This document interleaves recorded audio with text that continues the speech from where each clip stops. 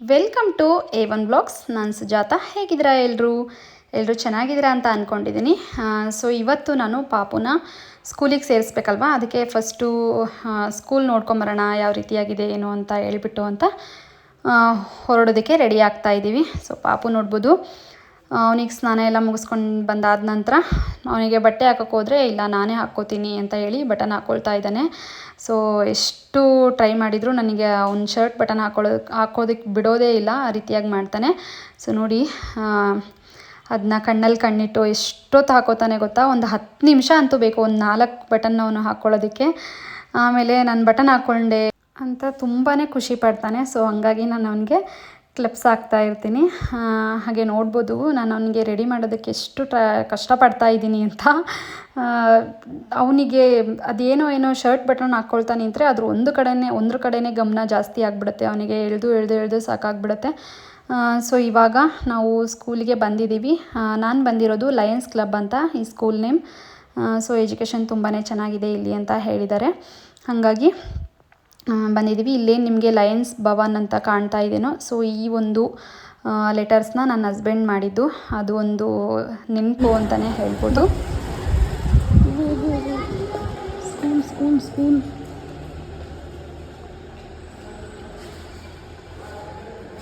ಚಿನ್ನಮ್ಮ hi,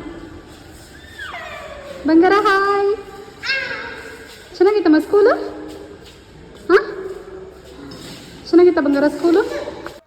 ಹಾಗೆ ಇಲ್ಲಿ ನಿಮ್ಗೇನು ನೇಮ್ ಬೋರ್ಡ್ಸ್ ಕಾಣಿಸ್ತಾ ಇದ್ದಾವೋ, ಸೊ ಇದು ಕೂಡ ನನ್ನ ಹಸ್ಬೆಂಡ್ ಮಾಡಿದ ವರ್ಕೆ. ಸೊ ನಮ್ಮ ಶಾಪಲ್ಲೇ ರೆಡಿಯಾಗಿದ್ದಂಥ ಕಲ್ಲುಗಳಿವು. ಹಾಗೆ ಸ್ಕೂಲ್ನೆಲ್ಲ ನೋಡಿಕೊಂಡು ಬಂದ್ವಿ. ಇವಾಗ ಮಧ್ಯಾಹ್ನಕ್ಕೆ ಅವಸರದ ಅಡುಗೆ ಅಂತಲೇ ಹೇಳ್ಬೋದು.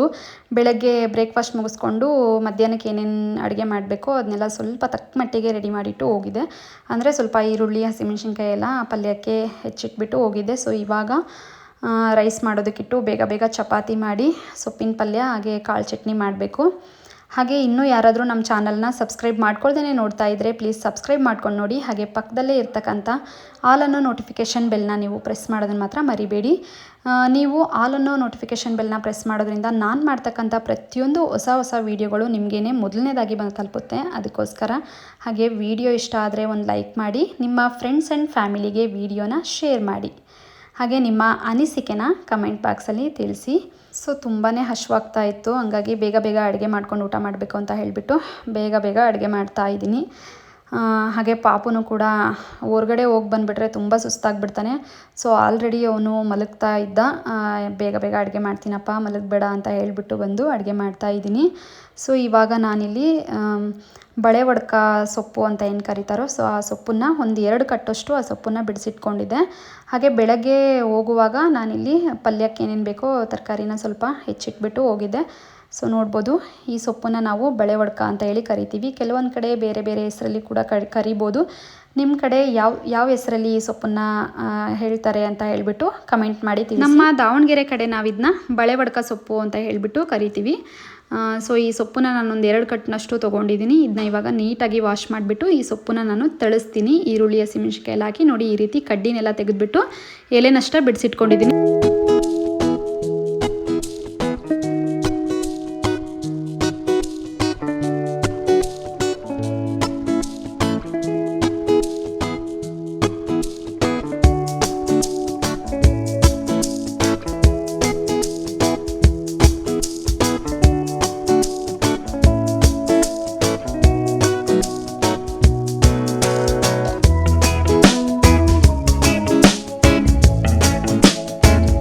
ನಾನು ಈ ಸೊಪ್ಪನ್ನು ಒಂದು ಬೌಲಲ್ಲಿ ಹಾಕ್ಬಿಟ್ಟು ಇದರಲ್ಲಿ ತುಂಬ ನೀರನ್ನು ಹಾಕಿ ಒಂದು 5 ನಿಮಿಷ ಹಾಗೆ ಬಿಟ್ಟಿದ್ದೆ, ಆ ಸೊಪ್ಪಲ್ಲಿರ್ತಕ್ಕಂಥ ಮಣ್ಣೆಲ್ಲ ಚೆನ್ನಾಗಿ ಇಳ್ಕೊಳ್ಳಿ ಅಂತ ಹೇಳಿಬಿಟ್ಟು.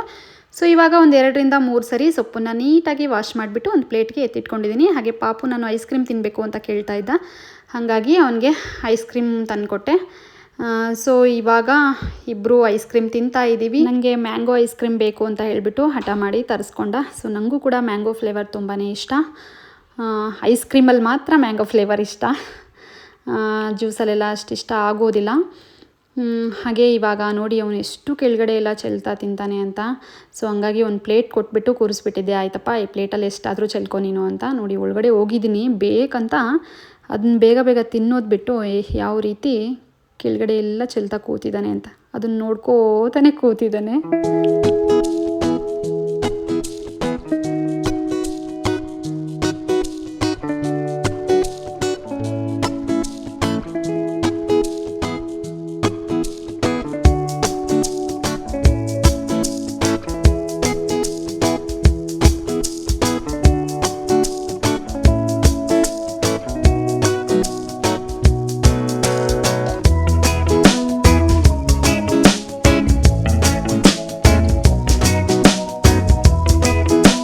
ಈ ಸೊಪ್ಪನ್ನು ತಳಿಸೋದು ತುಂಬಾ ಈಸಿ. ಸೊ ಎಲ್ರಿಗೂ ಗೊತ್ತಿರುತ್ತೆ, ಆದರೂ ಕೂಡ ಈ ರೆಸಿಪಿನ ಮಾಡ್ತಾಯಿದ್ದೀನಲ್ವ, ಸೊ ಹಂಗಾಗಿ ವಿಡಿಯೋ ಶೇರ್ ಮಾಡ್ತಾಯಿದ್ದೀನಿ ಅಷ್ಟೇ. ಇವಾಗ ನಾನು ಇದ್ರ ಜೊತೆ ಚಪಾತಿ ಹಿಟ್ಟನ್ನು ಕಲಿಸಿದ್ದೀನಿ, ಚಪಾತಿ ಮಾಡೋಣ ಅಂತ ಹೇಳಿಬಿಟ್ಟು. ಆದರೆ ಚಪಾತಿಗಿಂತ ಜೋಳದ ರೊಟ್ಟೆ ಜೊತೆ ಅಂತೂ ಈ ಪಲ್ಯ ಮಾಡಿಸಿದ ಕಾಂಬಿನೇಷನ್ ಅಂತಲೇ ಹೇಳ್ಬೋದು. ಜೋಳದ ರೊಟ್ಟಿ ಜೊತೆ ತುಂಬಾ ಚೆನ್ನಾಗಿರುತ್ತೆ. ಹಾಗೆ ಕಡಲೆಕಾಳು ಚಟ್ನಿ ಕೂಡ ಮಾಡ್ತಾಯಿದ್ದೀನಿ. ಆ ಚಟ್ನಿ ಕೂಡ ಅಷ್ಟೇ, ಚಪಾತಿಗಿಂತ ಜೋಳದ ರೊಟ್ಟಿ ಜೊತೆ ಮಾಡ್ಕೊತೀನಿ, ತುಂಬಾ ರುಚಿಯಾಗಿರುತ್ತೆ. ಸೊ ಮುಂದೆ ನಿಮಗೆ ಕಡಲೆಕಾಳು ಚಟ್ನಿನ ನಾನು ಯಾವ ರೀತಿ ಮಾಡ್ತೀನಿ ಅಂತ ಅದನ್ನು ಕೂಡ ಶೇರ್ ಮಾಡ್ಕೋತೀನಿ ನೋಡಿ. ಇವಾಗ ಒಂದು ಪಾತ್ರೆಯಲ್ಲಿ ಸೊಪ್ಪನ್ನೆಲ್ಲ ಹಾಕಿದ ನಂತರ ಒಂದು ಸ್ವಲ್ಪ ನೀರು ಹಾಕಿದ್ದೀನಿ. ಜಾಸ್ತಿ ಏನು ಹಾಕೋ ಅವಶ್ಯಕತೆ ಇರೋದಿಲ್ಲ, ಯಾಕೆ ಅಂದರೆ ಸೊಪ್ಪಲ್ಲೇ ನೀರಿನ ಅಂಶ ಇರೋದ್ರಿಂದ ಅದು ಕೂಡ ಬಿಟ್ಕೊಳ್ಳುತ್ತೆ. ಹಾಗೆ ಸ್ವಲ್ಪ ಉಪ್ಪನ್ನು ಹಾಕಿದ್ದೀನಿ. ಉಪ್ಪನ್ನು ಹಾಕಿಬಿಟ್ಟು ಇವಾಗ ನಾನು ಇದನ್ನ ಬೇಯಿಸೋದಕ್ಕೆ ಇಡ್ತಾಯಿದ್ದೀನಿ. ಒಂದು 2-3 ನಿಮಿಷ ಬೇಯಿಸಿದರೆ ಸಾಕಾಗುತ್ತೆ. ಆದರೆ ಏನು ಗೊತ್ತಾ, ನಾನಿಲ್ಲಿ 2 ಕಟ್ಟು ಈ ಸೊಪ್ಪನ್ನು ತೊಗೊಂಡಿದ್ದೀನಿ, ಬಳೆ ಒಡ್ಕ ಸೊಪ್ಪನ್ನು. ಆದರೆ ಅದು ಆಗೋದೇ ಒಂದು ಅರ್ಧ ಕಟ್ಟಿನಷ್ಟು ನಮಗೆ ಸಿಗೋದಿಲ್ಲ ಅಂತ ಹೇಳ್ಬೋದು. ಅಷ್ಟು ಕಡಿಮೆ ಆಗುತ್ತೆ, ಅಂದರೆ ಬೆಂದು ಎಲ್ಲ ಅದು ಮೆತ್ತಗಾಗ್ಬಿಡುತ್ತಲ್ವ. ಸೊ ಹಂಗಾಗಿ ನೀವು ಜಾಸ್ತಿ ಕ್ವಾಂಟಿಟಿಲಿ ತೊಗೊಳ್ಳಿ. ಸೊಪ್ಪು ನೋಡೋದಕ್ಕಷ್ಟು ಕಂಡ್ರೂ ಕೂಡ ಅದು ಬೇಯಿಸಿದ ಮೇಲೆ ಸ್ವಲ್ಪ ಆಗಿಬಿಡುತ್ತೆ. ಹಾಗೆ ಇನ್ನೊಂದು ಕಡೆ ನಾನು ಕಡಲೆಕಾಳು ಚಟ್ನಿ ಮಾಡೋದಕ್ಕೆ ಇಲ್ಲಿ ಕಡಲೆಕಾಳನ್ನ ಒಂದು ಅರ್ಧ ಬೌಲ್ನಷ್ಟು ಹಾಕ್ಕೊಂಡು ಫ್ರೈ ಮಾಡ್ಕೋತಾ ಇದ್ದೀನಿ. ನೋಡ್ಬೋದು, ಈ ರೀತಿ ಡ್ರೈ ರೋಸ್ಟ್ ಮಾಡ್ಕೋತಾ ಇದ್ದೀನಿ. ಇದೆಲ್ಲ ಈ ರೀತಿ ಸಿಪ್ಪೆ ಎಲ್ಲ ಬಿಟ್ಕೊಂಡು ಚಟಪಟ ಅಂತ ಸೌಂಡ್ ಬರುತ್ತೆ. ಸೊ ಆವಾಗ ಅದನ್ನ ತೆಗಿಬೇಕು ನೋಡಿ. ಇವಾಗ ಈ ಕಡೆ ಸೊಪ್ಪು ಕೂಡ ಬೇಯ್ತಾ ಇದೆ, ಇನ್ನೊಂದು ಸ್ವಲ್ಪ ಬೆಂದರೆ ಆಗೋಯ್ತು. ಹಾಗೆ ಇಲ್ಲಿ ಕಡಲೆಕಾಳು ಕೂಡ ನಾನು ಫ್ರೈ ಮಾಡಿಬಿಟ್ಟು ಇಟ್ಕೊಂಡಿದ್ದೀನಿ. ಬನ್ನಿ ಇವಾಗ ಕಡಲೆಕಾಳು ಚಟ್ನಿನ ಯಾವ ರೀತಿಯಾಗಿ ಮಾಡೋದು ಅಂತ ನೋಡೋಣ. ಇವಾಗ ನಾನು ಹುರಿದಿರ್ತಕ್ಕಂಥ ಕಡಲೆಕಾಳನ್ನೆಲ್ಲ ಒಂದು ಪ್ಲೇಟ್ಗೆ ತೆಗೆದಿಟ್ಕೊಳ್ತಾ ಇದ್ದೀನಿ. ಹಾಗೆ ಇವಾಗ ನಾನು ಇದಕ್ಕೆ 1-2 ಹಸಿಮೆಣ್ಸಿನ್ಕಾಯಿನ ಮುರಿದ್ಬಿಟ್ಟು ಹಾಕ್ಕೊಳ್ತಾ ಇದ್ದೀನಿ. ಇದನ್ನ ಇವಾಗ ಫ್ರೈ ಮಾಡಿಬಿಟ್ಟು ಹಾಕ್ಕೋಬೇಕು. ಮಾಮೂಲಿ ನಾವೇನು ಕಾಯಿ ಚಟ್ನಿಗೆಲ್ಲ ಯಾವ ರೀತಿ ಮಾಡ್ಕೋತೀವೋ ಸೊ ಅದೇ ರೀತಿಯೇ. ಆದರೆ ಇಲ್ಲಿ ಕೊಬ್ಬರಿನ ನಾನು ಬಳಸ್ತಾ ಇಲ್ಲ, ಕಡಲೆಕಾಳನ್ನು ಬಳಸ್ತಾ ಇದ್ದೀನಿ ಅಷ್ಟೇ.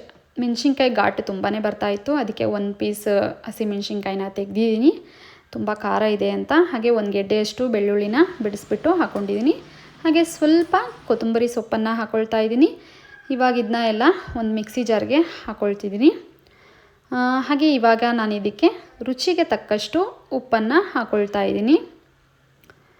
ಸೊ ಉಪ್ಪನ್ನು ಹಾಕಿದ ನಂತರ ಸ್ವಲ್ಪ ಜೀರಿಗೆ ಹಾಕ್ಕೊಳ್ತಾ ಇದ್ದೀನಿ. ಜೀರಿಗೆ ಆಪ್ಷನಲ್, ಬೇಕಿದ್ದರೆ ಹಾಕ್ಕೊಳ್ಳಿ, ಇಲ್ಲಾಂದರೆ ಸ್ಕಿಪ್ ಮಾಡ್ಬೋದು. ನಾನು ಎಲ್ಲ ಅಡುಗೆಗೂ ಜಾಸ್ತಿ ಜೀರಿಗೆ ಬಳಸ್ತೀನಿ. ಹಾಗೆ ಸ್ವಲ್ಪ ಹುಣಸೆ ಹಣ್ಣನ್ನು ಹಾಕಿದ್ದೀನಿ. ಇವಾಗ ಇದಕ್ಕೆ ಒಂದು ಸ್ವಲ್ಪ ನೀರನ್ನು ಹಾಕಿಬಿಟ್ಟು ನೈಸಾಗಿ ರುಬ್ಕೊಂಬರಬೇಕು. ಎಷ್ಟು ರುಚಿಯಾಗಿರುತ್ತೆ ಗೊತ್ತಾ. ನಮ್ಮ ಹಳ್ಳಿ ಸೈಡಲ್ಲಂತೂ ನಾವು ಈ ಚಟ್ನಿನ ವಾರದಲ್ಲಿ 1-2 ಸರಿ ಅಂತೂ ಮಾಡ್ತಾನೆ ಇರ್ತೀವಿ. ಬಿಸಿ ಜೋಳದ ರೊಟ್ಟೆಗಂತೂ ಸೂಪರ್ ಕಾಂಬಿನೇಷನ್ ಅಂತಲೇ ಹೇಳ್ಬೋದು. ಹಾಗೆ ಈ ರೀತಿ ಸೊಪ್ಪನ್ನು ಕೂಡ ಅದ್ರ ಜೊತೆ ತಳಿಸ್ಕೊಂಡು ತಿಂದುಬಿಟ್ರೆ ಆಹಾ ಏನು ರುಚಿ ಅಂತೀರಾ. ನೋಡಿ ಎಷ್ಟು ಸೊಪ್ಪು ಹಾಕಿದೆ, ಇಷ್ಟೇಷ್ಟಾಗಿದೆ, ಹೌದಲ್ವಾ. ಹಾಗೆ ನೋಡಿ ಇವಾಗ ನಾನು ಈ ಸೊಪ್ಪನ್ನು ಒಂದು ಪ್ಲೇಟ್ಗೆ ಎತ್ತಿಟ್ಕೊಳ್ತಾ ಇದ್ದೀನಿ. ನಿಮ್ಮ ಮನೇಲಿ ಏನಾದರೂ ತುಂಬ ಜನ ಇದ್ದರೆ ನೀವು ಒಂದು 5-6 ಕಟ್ಟು ಸೊಪ್ಪನ್ನು ತಂದು ಮಾಡ್ಕೊಳ್ಳಿ. ಸೊ ನಾನು ಪಾಪು ಇಬ್ಬರೇ ಆಗಿರೋದ್ರಿಂದ ನಾನೊಂದು 2 ಕಟ್ಟು ಸೊಪ್ಪನ್ನು ಬಳಸಿದ್ದೀನಿ ಅಷ್ಟೇ. ಸೊ ಇವಾಗ ಇದನ್ನೊಂದು ಪ್ಲೇಟಿಗೆ ಹಾಕಿ ತಣ್ಣಗೆ ಹಾಕ್ಬಿಡ್ತೀನಿ. ಹಾಗೆ ನಾನಿಲ್ಲಿ ನೋಡ್ಬೋದು ಕಡಲೆಕಾಳು ಚಟ್ನಿನೂ ಕೂಡ ನೈಸಾಗಿ ರುಬ್ಬಿದ್ದೀನಿ. ಯಾವ ರೀತಿಯಾಗಿ ಕಾಣಿಸ್ತಾ ಇದೆ ಅಂತ, ಅಷ್ಟೇ ರುಚಿಯಾಗಿ ಕೂಡ ಇರುತ್ತೆ. ನೀವು ಬೇಕಿದ್ದರೆ ಇದಕ್ಕೆ ಸ್ವಲ್ಪ ಕೊಬ್ಬರಿ ಕೂಡ ಆ್ಯಡ್ ಮಾಡ್ಕೋಬೋದು, ಅಥವಾ ಕಡಲೆ ಏನಾದರೂ ಕಡಿಮೆ ಇದೆ ಅನ್ನೋ ಸಂದರ್ಭದಲ್ಲಿ ಕೊಬ್ಬರಿನ ಸೇರಿಸ್ಕೋಬೋದು. ಹಾಗೆ ನಾನಿಲ್ಲಿ ಇದನ್ನ ಇವಾಗ ಒಂದು ಬಾಕ್ಸ್ಗೆ ಎತ್ತಿಟ್ಕೊಂಡಿದ್ದೀನಿ ಚಟ್ನಿನೆಲ್ಲ. ಇವಾಗ ಇದಕ್ಕೆ ನಾನು ಅರ್ಧ ಈರುಳ್ಳಿನ ಸಣ್ಣದಾಗಿ ಕಟ್ ಮಾಡಿಬಿಟ್ಟು ಈ ರೀತಿ ಬಿಡಿಸ್ಬಿಟ್ಟು ಹಾಕ್ಕೊಳ್ತಾ ಇದ್ದೀನಿ. ಈ ಚಟ್ನಿ ಜೊತೆ ನಾವು ಹಸಿ ಈರುಳ್ಳಿನ ಹಾಕ್ಕೊಂಡು ಮಿಕ್ಸ್ ಮಾಡ್ಕೊಂಡು ತಿಂದರೆ ತುಂಬಾ ರುಚಿಯಾಗಿರುತ್ತೆ. ಹಾಗೆ ಕೂಡ ತಿನ್ಬೋದು, ಆದರೆ ಈರುಳ್ಳಿ ಇದ್ದರೆ ಒಂದು ಎಕ್ಸ್ಟ್ರಾ ರುಚಿ ಅಂತಲೇ ಹೇಳ್ಬೋದು. ಹಸಿ ಈರುಳ್ಳಿನ ಹಾಕ್ಕೊಂಡು ತಿಂತಾಯಿದ್ದೀನಿ. ಇದಕ್ಕೆ ಒಗ್ಗರಣೆ ಎಲ್ಲ ಕೊಡಬೇಕಂತೇನಿಲ್ಲ, ಇದನ್ನ ಹಸಿಯಾಗೆ ಹಾಗೆ ಚಟ್ನಿನ ತಿನ್ಬೋದು. ತುಂಬ ಜನಕ್ಕೆ ಗೊತ್ತಿರುತ್ತೆ ಅನ್ಕೋತೀನಿ, ಆದರೂ ಕೂಡ ಇದನ್ನ ಶೇರ್ ಮಾಡ್ಕೊಂಡಿದ್ದೀನಿ ಈ ರೆಸಿಪಿನ. ಹಾಗೆ ನೋಡ್ಬೋದು ಇವಾಗ ನಾನಿಲ್ಲಿ ಸೊಪ್ಪಲ್ಲಿರ್ತಕ್ಕಂಥ ನೀರನ್ನೆಲ್ಲ ಈ ರೀತಿ ಹಿಂಡಿಬಿಟ್ಟು ತೆಗಿತಾ ಇದ್ದೀನಿ. ಹಾಗೆ ಈ ನೀರೇನು ಮಿಕ್ಕಿರುತ್ತಲ್ವ, ಸೊ ಈ ನೀರನ್ನು ನಾವು ಕುಡಿಬೋದು. ಆರೋಗ್ಯಕ್ಕೆ ತುಂಬಾ ಒಳ್ಳೆಯದು ಈ ರಸನ ಕುಡಿಯೋದ್ರಿಂದ. ಹಾಗೆ ಇವಾಗ ಸ್ಟವ್ ಮೇಲೆ ಒಂದು ಬಾಣಲಿನ ಇಟ್ಕೊಂಡಿದ್ದೀನಿ.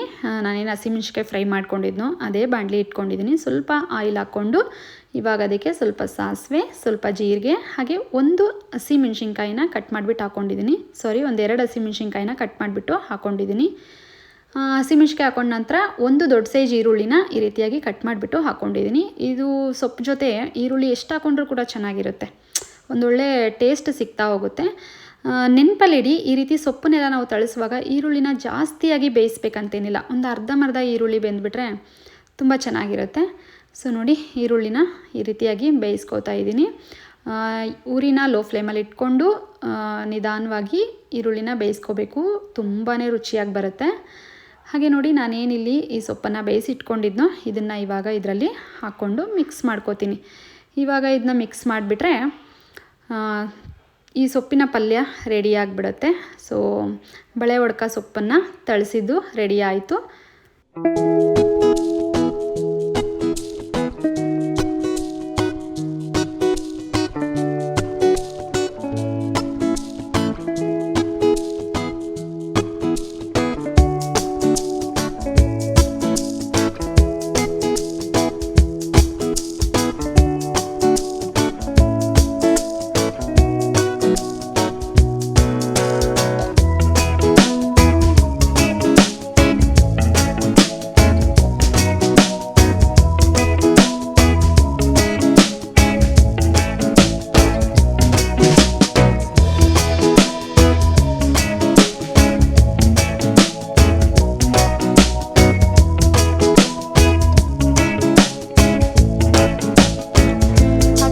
ಬೇಗ ಮಧ್ಯಾಹ್ನದ ಅಡುಗೆ ಎಲ್ಲ ರೆಡಿ ಆಯಿತು. ನೋಡ್ಬೋದು, ಇಲ್ಲಿ ಸೊಪ್ಪನ್ನು ತಳಿಸಿದ್ದೀನಿ.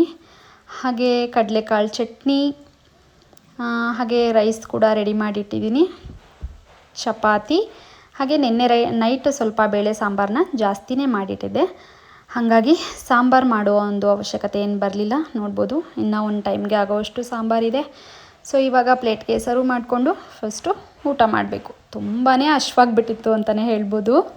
ಹಾಗೆ ನೀವು ಕೂಡ ಈ ಸಿಂಪಲ್ ರೆಸಿಪಿಗಳನ್ನ ಕೂಡ ಟ್ರೈ ಮಾಡಿ ನೋಡಿ, ರುಚಿ ಅಂತೂ ತುಂಬಾ ಚೆನ್ನಾಗಿರುತ್ತೆ.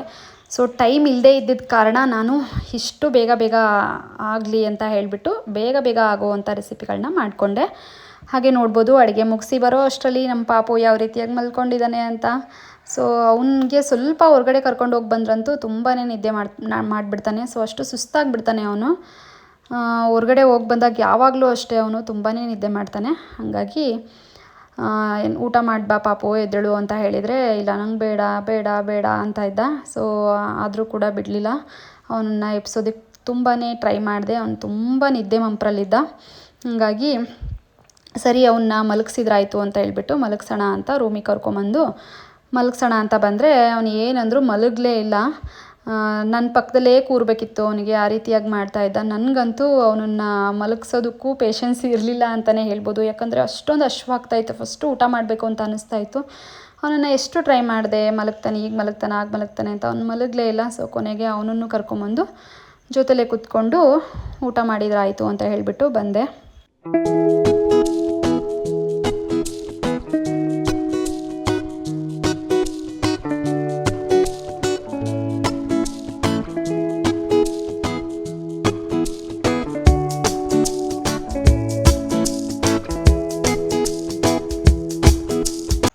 ಹಾಗೆ ಪಾಪು ಕೂಡ ಫೈನಲಿ ನನಗೂ ಸ್ವಲ್ಪ ಊಟ ಮಾಡಿಸು ಮಮ್ಮಿ ಅಂತ ಕೇಳ್ದ. ಆಯ್ತಪ್ಪ ಅಂತಂದು ಹೇಳ್ಬಿಟ್ಟು ಊಟ ಮಾಡಿಸೋಣ ಅಂತ ಮಾಡಿಸ್ತಿದ್ದೀನಿ. ಅವನು ನನಗೆ ಪಲ್ಯ ಏನೂ ಬೇಡ, ನನಗೆ ಬರೀ ಚಪಾತಿ ತಿನ್ನಿಸು ಅಂತೇಳಿ ಕೇಳ್ತಾ ಇದ್ದ.